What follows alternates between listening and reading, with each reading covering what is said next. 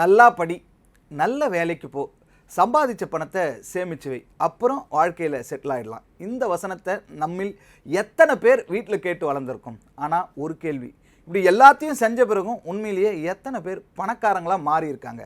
இதுதான் இந்த காலகட்டத்தில் ரொம்ப ரொம்ப யோசிக்க வேண்டிய விஷயமா இருக்குது. நம்முடைய பெற்றோர்கள் நமக்கு தவறான விஷயங்களை சொல்லி கொடுத்துட்டாங்களா அப்படின்னு பார்த்தா இல்லை.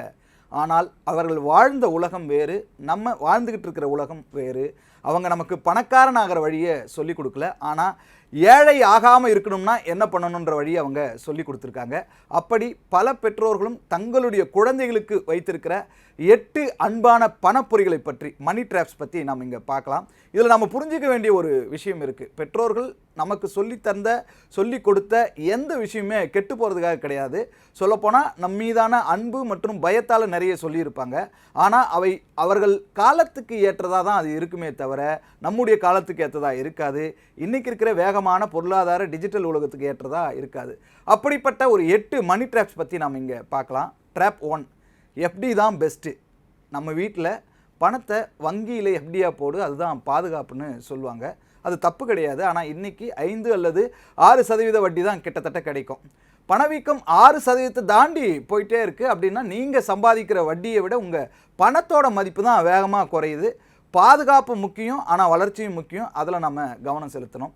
ட்ராப் 2, கடன் வாங்கிறது பாவம். கடன் வாங்காதே. இதான் நம்ம வீட்டில் மட்டும் இல்லை, எல்லார் வீட்லையும் சொல்கிற ஒரு ரொம்ப சாதாரணமான ஒரு அறிகுறியாக இருக்குது. எல்லா கடனுமே கெட்ட கடனான்னா இல்லை.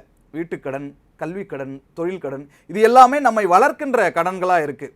ஆடம்பரத்துக்காக வாங்குகிற இஎம்ஐ அதுதான் ஆபத்தானது. கடன் நல்லதா கெட்டதா அப்படிங்கிறது எதற்காக வாங்குகிறோம் என்பதில் இருக்குது. அதுலேயும் நம்ம கவனமாக இருக்கணும்.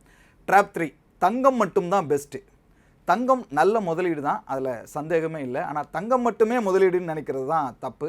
நகை வாங்குற மாதிரி நம்ம இருக்கோம் அப்படின்னா செய்கூலி, சேதாரம், இப்படி நிறைய செலவுகள் இருக்குது. உங்கள் முதலீட்டை ஒரே இடத்துல வைக்கிறீங்களா அல்லது பல்வேறு முதலீடுகளில் பிரித்து வைக்கிறீங்களா அப்படின்றது முக்கியம். அதனால் பல்வேறு முதலீடுகளில் பிரித்து வைக்கிறது தான் நல்லது.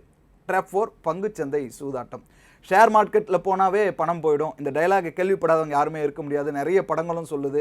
உண்மையில் திட்டமிடாமல் யாரையுமே சொன்னாங்க அப்படின்னு சொன்னால் முதலீடு பண்ணுறது தான் சூதாட்டம் அப்படின்னு சொல்லுவாங்க. கற்றுக்கிட்டு ஆராய்ச்சி செய்து எஸ்ஐபி மாதிரி தொடர்ந்து முதலீடு செய்கிறது சிறந்தது. நிபுணர்கள் நிறைய பேர் சொல்லியிருக்காங்க. ட்ராப் 5, சொந்த வீடு தான். வாழ்க்கையில் சொந்த வீடு நல்ல விஷயம், ஆனால் ஒவ்வொருத்தருக்கும் அது சரியான நேரத்தில் தான் வாங்கணும். வேலை அடிக்கடி மாறவங்க, வேறு சிக்கல் இருக்கிறவங்க வாடகை வீட்டில் இருக்கிறதோ ஒரு ஸ்மார்ட் டிசிஷன் தான். அது அவங்களுடைய சூழலை பொறுத்தது. ட்ராப் 6, இன்சூரன்ஸில் பணக்காரனாகலாம்.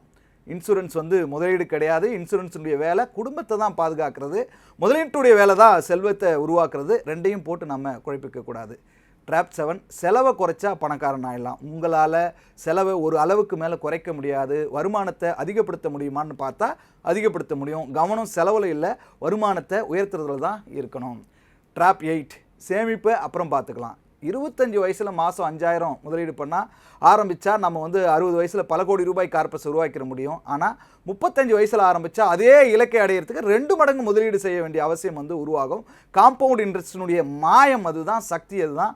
நம்ம பெற்றோர்கள் சொன்னதில் எந்த தப்பும் கிடையாதுங்க. ஆனால் அவங்க சொன்னது அவங்க காலத்துக்கு ஏற்ற சரியான ஒரு அறிவுரை.